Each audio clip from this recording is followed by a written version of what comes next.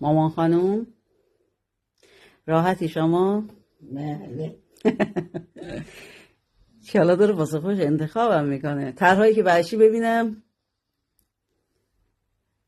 دونه دونه ببینم نشون بده. چند تا شد؟ یه جین شد. بچه واسه ماماناتون یه جین شورت بگیریم. خراب شدنی که نیست، میمونه دیگه. چند تا شد تا الان؟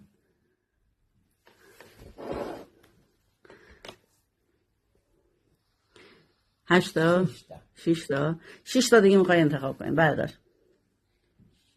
دیگه از اینا هم بردار.